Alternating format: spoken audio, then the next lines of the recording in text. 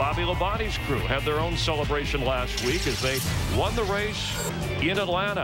And Labonte, his victory by a comfortable margin, tapping Jeff Gordon, passing him with 11 laps to go. And after a 40 first-place finish in Daytona, Bobby has turned things around.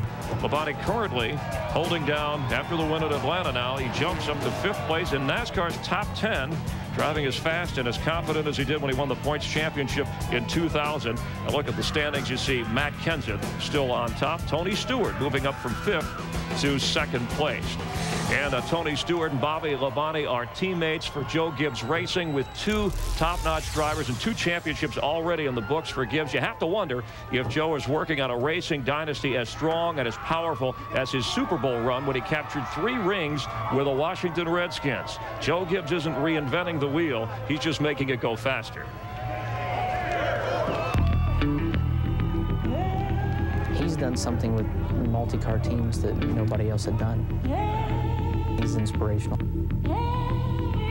A great family situation, a great team situation. I kind of thought it was going to be totally different from football, and I found out later on it was still a people sport. It was just like football, but it was totally different that first year. We had 17 people working on 1 race car. And the way he does it, you know, methodically picks out people and tries to get the right people in the right places, and does it carefully, and doesn't do anything as a quick reaction. Jimmy Maycar was the guy that was going to be in charge of the search for his replacement, and Zippy needed to be there because they're going to have to really work together. And so we all sat down in that meeting, and what was amazing about it, we had an entire list of every available crew chief we felt like in Winston Cup, and there was only one person we all agreed upon, and that was Michael. He took me into his office and he said, "I've only had 2 crew chiefs in 11 years. I don't really want to have but 3 in the next 11 years. Everybody in one building, 85% of the people work on both cars. Bonuses are paid on both cars. I think if anybody wanted to be successful in any form of auto racing, they need to hang around Joe Gibbs for a year and see how he operates his race team. They treat everybody like family. Everybody that works there, you know, they try to do the best they can for you. They believe in trying to make it the best place to work in motorsports, and I believe they've done a great job at that. I've been called a lot of nasty names by Zippy and Tony. What I've learned in sports, I may have been egotistical in some areas, but not in sports.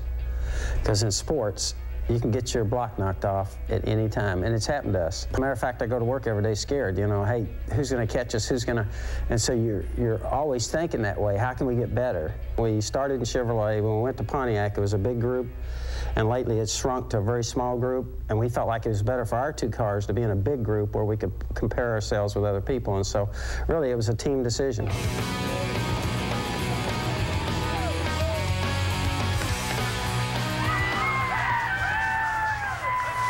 You know, I've raced for 24 years now, and I've never seen anybody have the approach that Joe has. And it's, you know, he's not reinventing the wheel, but he's just so very organized and knows how to get the most out of his people. And there's not a lot of car owners and teams that know how to do that. He's a winner. He wants to win. But like he says, it's all about people.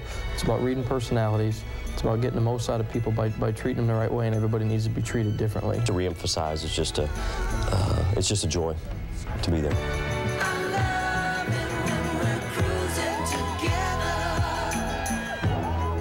Back at the Hollywood Hotel with Darrell and Jeff, and the Gibbs success, by the way, has a book out, Racing to Win, which talks more about overall teamwork and success, not so much football and NASCAR, but how that works together. Telling in there that he said every day he goes to work scared. That's unusual coming from a guy who's so successful, as we see driver introductions and one of his drivers. Tony Stewart right there. But Chris, what he's trying to say to you right now is the competition around here in NASCAR, if you're not on your game, if you're not worried about somebody outrunning you, they will. And next thing you know, you'll be behind the 8 ball, and sometimes it's very hard to catch up. Always looking for that edge, and he took the fiery personality of Fatback, Michael McSwain, and put it with the low-key personality of Labonte, a gamble that has so far paid off in a good way. I think we're seeing that as a formula for success. I think we see that with Jimmy Finney and Kurt Busch. I think we're seeing that's being a model, if you will, of what's happening in our sport. But here's the thing about, we all need a coach. Right. A coach can see things that you can't see when you're a player, when you're an athlete, and a coach listens. These guys wanted to switch to Chevrolet. They forced him into switching to Chevrolet, and he made that decision based on his team.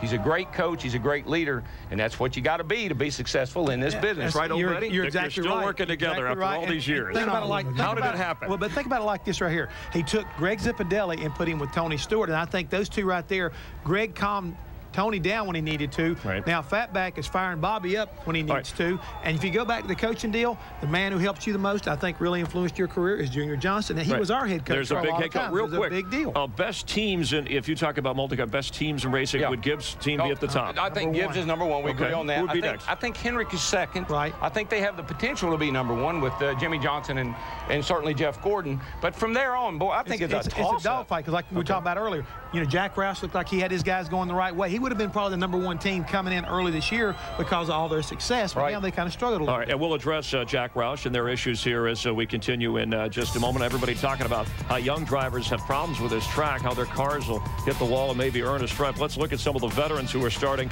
way at the back of the pack. Jarrett starting 36. Jeff Burton, who spent an afternoon with us yesterday. Ricky Rudd starting 39. Tony Stewart starts from row 14 in his Home Depot car, hoping to finish better than he did last year.